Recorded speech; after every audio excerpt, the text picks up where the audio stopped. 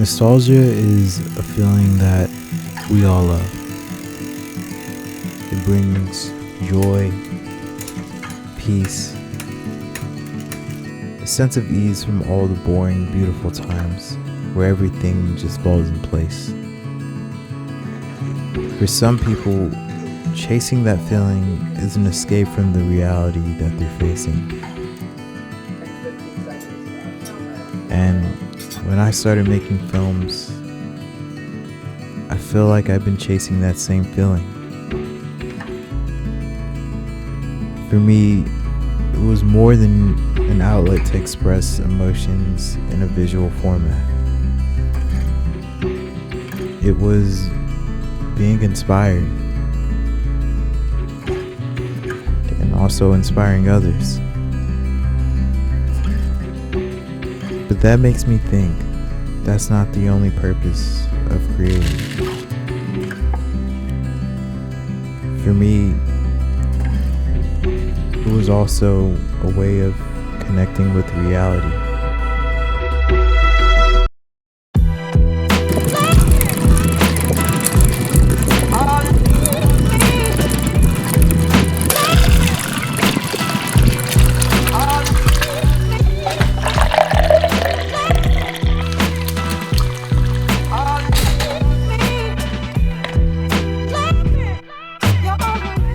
I am by no means a veteran when it comes to filmmaking, but one thing that I've realized is no matter how much time you spend in the pre-production process, sometimes you won't be able to account for all the problems that you'll encounter while you're actually creating the film. One thing that's always helped me keep my head on straight is displaying a positive attitude, even when I'm not seeing eye to eye with someone or if plans aren't going as smooth as planned. And sometimes as filmmakers, we forget to realize that filmmaking is a problem-solving collaborative effort, and that may involve with working with people that think differently than you, or that might involve doing things that you never thought you would do as a filmmaker. The makeshift vehicle. This is the future. It's really not. It's really not practical. But you gotta do what you gotta do because you don't have what you need to do. One of my biggest hurdles that I'm learning to overcome as a cinematographer is inspiration. Inspiration can be just as bad as it is good.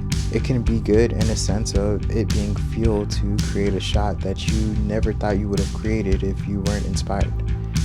It can also be bad because it can affect your decisiveness. We might actually have to move this back. Now you gotta move it back. I asked you before I put the track down. And being intentional with everything that you do as a cinematographer is very important because it's one of the biggest ways that we can learn to create an emotional connection between the viewer and the creator. I feel the main thing that really makes a movie great is just the way that it speaks to multiple audiences. When you really like yourself into just one certain audience and try to focus your film to like a certain crowd or just a certain group of people, I feel like your film just becomes kind of locked in and tunnel visioned. And I feel like once you make something that's acceptable and can be understood by multiple audiences and isn't really one-sided and it's really transparent, I feel like that's something that's really important.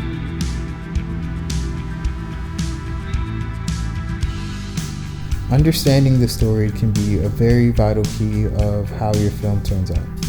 So understanding things like your tone, your target audience, and the director's vision can play a major role into how everything turns out.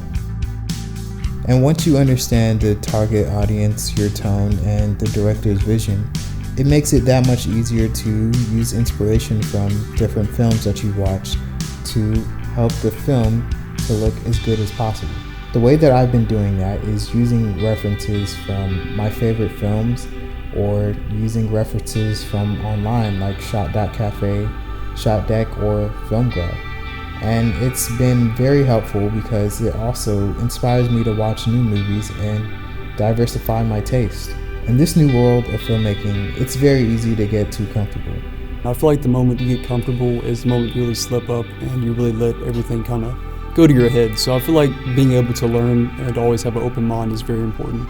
Because we have so many references and so many outlets to use for inspiration, that we kind of close our minds and we forget how difficult things can be at times. So once we open our minds, it helps us build new skills and makes the production process go a lot smoother than we thought it would go.